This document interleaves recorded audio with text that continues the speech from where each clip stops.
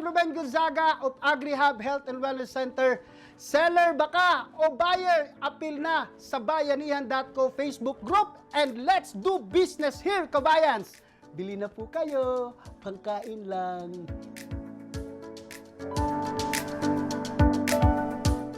Also, hello mga kabayan, this is Awesome Rovic, dentist, host, speaker, at entrepreneur. Alam niyo po, may konting kwento ako. During the quarantine period, ako po at ang aking mga anak ay nagkaroon ng maliit na business project. Ito po yung Yamsimada, wherein we sell yummy cinnamon and ensaymada during the weekends. Bali po, from Mondays to Fridays, nagbubook po kami ng orders and on Saturdays, we deliver it. Awesome po talaga tong business project na to dahil po I'm doing it with the kids. Kaya naman, nung na-invite po ako to be part of Buyanihan.co Facebook group, ay nag-join po ako dahil nakita ko po yung value at yung importance of being part of this, lalo na kung ikaw ay isang business owner or entrepreneur, dahil ito po yung perfect platform for you to sell or to give out your services. Opo, kaya kung ikaw ay isang seller or meron kang serbisyo na gustong i-offer tulad ng spa, laundry, or house cleaning at iba pa, this is the perfect platform for you. At kung ikaw naman yung naghahanap, yung client, yung buyer, well, lalong-lalo na po, ito yung perfect platform para sa inyo. Kaya ano pang inaantay natin? Let's all be part of Buyanihan.co Facebook group. Magkita-kita po tayo mga kabayan and let's all do business together. Good day, kabayans! I'm Michelle Robin and welcome to these talks where all our discussions are anything and everything about business. Weekly, we will be joined by different successful personalities within the industry to share some tricks and tips you might want to learn. Today's Biz Talk, we will be joined by Miss Golda Divinagracia, owner of Bloom Facial and Spa, co-owner of Pink and Gold Salon. She's also a professional makeup artist and an entrepreneur. Let's all welcome Miss Golda. Good day, Miss Golda. Good day, Michelle. Opo. Miss Golda, alam naman natin yung effect talaga ng pandemic sa ating mga businesses, especially sa beauty and wellness sector. Pero sa iyo ba, syempre ikaw may you own a salon and also a spa. Ano ba yung naging impact agad ng COVID-19 pandemic sa inyong negosyo? Difficult talaga because we fall under the non-essential. So we are required to only operate 50% sa aming capacity. So that also requires na 50% lang din yung mga employees namin na pwedeng pumasok. So, from there pa lang, medyo nasa partida ng losses na kami noon. Yes. Ganon. Pero when your salon and spa reopened, Miss Gold, paano po yung mga measures na in-adapt natin, especially in pag-follow po natin sa ating mga safety and health protocols right now? Yes, so nag-study talaga kami and because I'm part of the Spa Wellness Association of Davao, so we're in close coordination with Department of Health and Department of Tourism how to actually implement yung proper implementation na to not be able to participate in spreading the COVID, no? So, aside na merong mga PPE suits ang aming mga staff, nagdagdag kami na when you come in, we will put cellophane dun sa mga bags ninyo because as much as possible, lahat ng mga dala ninyo from the outside when you come in, at as much as possible, gusto namin na parang, i-contain ko may virus yan, i-contain siya. Parang ganun. So, with all the social distancing as well, i-implement namin yung mga 2 meters apart. So, mga ganun, plus face shields and everything else, mask. You made mention earlier, Miss Golds, no, na you incurred losses then during the first, yung concept talaga ng ating pandemic. Pero as a business person, especially kung nasa ka rin sa beauty and wellness na sector, paano mo po ba masasabi na it's kaya pa bang ipatuloy o pwede ka bang mag-decide na ipagpatuloy ko ba itong negosyo nito or just give up or just stay put na lang muna before mag-decide na to expand or to continue the business? Number one, I think there's not gonna be expansion talaga. Expansion is out of the question. Yes. But what we're trying to do is really just sustain the business. When you say sustain the business, you want to keep as much people as you can keep and keep the business afloat. So, so far naman, we're able to do that. But we're also very accepting of the fact na we won't be earning as much as we used to be, and maybe we might be operating on losses, no?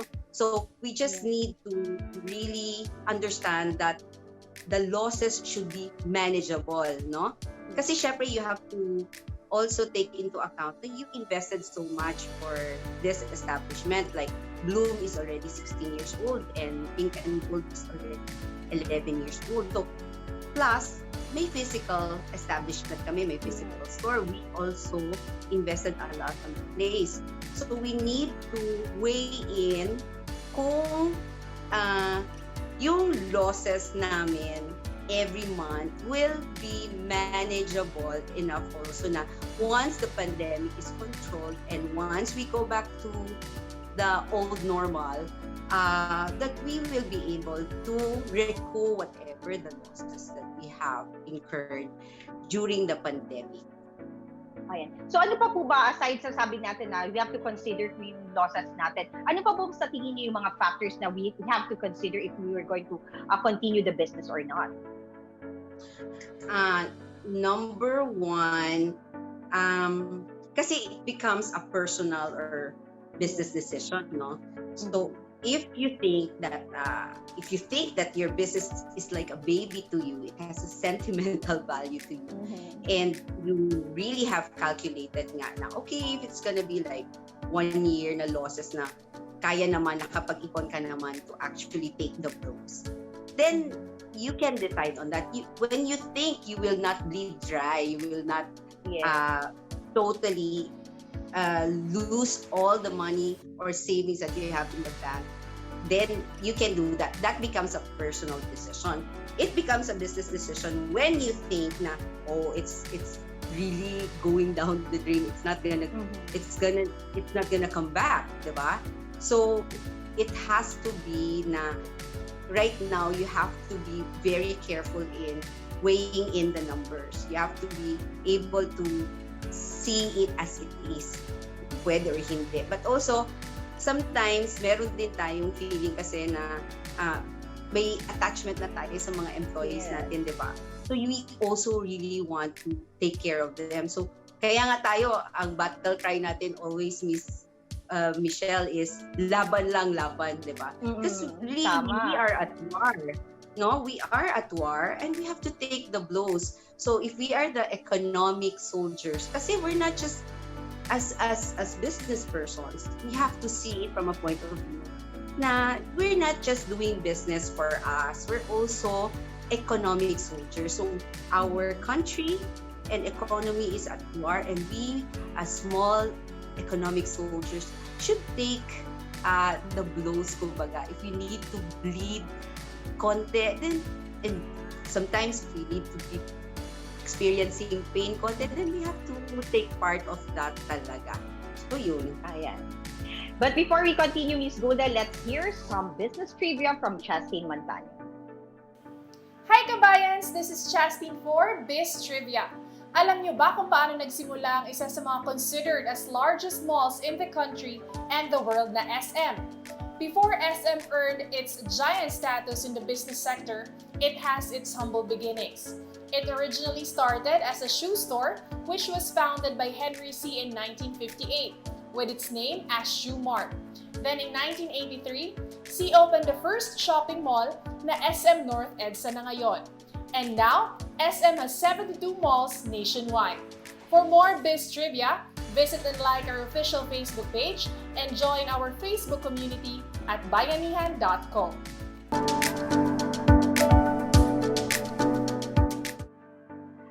And we're back in Biz Talks, mga kabayans. Pero ngayon, Miss Golds, di ba kanina pag-usapan na natin kung ano yung mga factors na dapat natin consider to continue the business or not. But what if hindi na viable yung line of business na pinasukan mo? Ano ba yung pwede natin gawin to explore some options na to shift yung kung ano yung existing business natin to another sector or another industry na papasukan natin? I think we have to really consider what is the need or what is the essentials right now. If you go into business, I always consider highly yung passion, no? Pre-pandemic. But during the pandemic, I think we need to see what is the essential. So we still have the business, no? Which falls under non-essential because we have the bloom and the pink and gold, which is the salon and the spa. So we thought, okay, so we won't be getting money from these businesses. We just want to sustain it. We want to sustain the brand. We want that our brands will survive this war. So, nag-invest kami dun sa essentials. Para sa ating mga kabayan, Miss Golds, na who want to engage into business, ano sa tingin ninyo yung mga pwede nilang pasukan ng mga negosyo right now? Okay. Food talaga, no? I think the food, there's always a family specialty, I suppose. So I think they can do that, no? And then maybe do some fusion as well, di ba? So if there's like a family classic recipe, they can do that, share it, then everybody gets to taste it. And then there's also the parang fusion, di ba? Marrying of the classic plus yung bago na recipe. So, pwede yon food. And then, second would be yung essentials. Hopefully nga, meron pang innovative ways or projects that will help enhance how we can actually keep ourselves safe. More talaga sa protection, I think that's the best business to come into as well.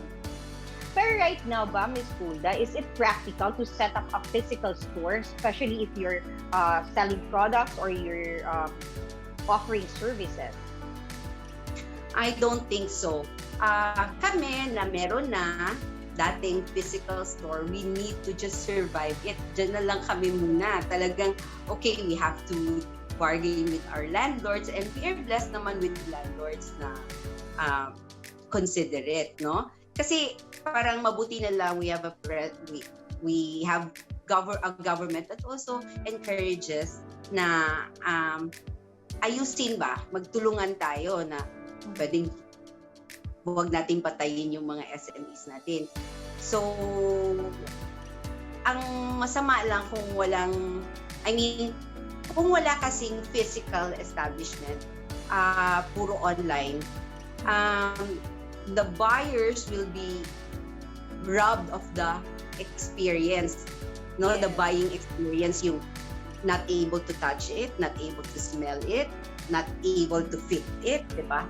But kung as much as possible now, because we are not allowed naman to go out, as much as possible, everybody wants to also just work and go back home. So I think the physical establishment wouldn't be a very good idea right now. But before we continue, Ms. Golda, let's hear some business tips from Chrislen Bulosan. Hi kabayans! This is Chrislen for The Biz Tips. In the height of this global crisis, almost everything is a challenge. And as a business owner, it depends on you on how you will face these challenges and make it as an opportunity. Siguro sa simula, medyo hirap talaga yung iba na mag-adjust sa online world, lalo na't may physical store talaga sila. But now that almost everyone is in the internet already, you have to adapt to it. Siyempre, kung saan ang customers mo, dun ka rin dapat, di ba? Make your brand or your company be visible in the online platform. Whether you have a website or using social media platforms like Facebook or Instagram to sell your products, it is important to be noticed. By being visible, not only means posting your products and services online, but it is how you interact and respond to your customers. Make use of this time efficiently and build relationships with your customers virtually. So that's another business tip we have for today. This is Chrislen for The Biz Tips.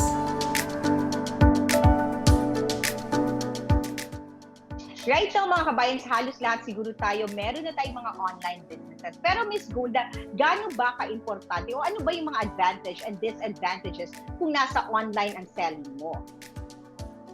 So, ang advantages naman ng online selling right now is appropriate talaga sila. Timing talaga sila this season. Kasi everybody needs to do most of their buying or errands online. So,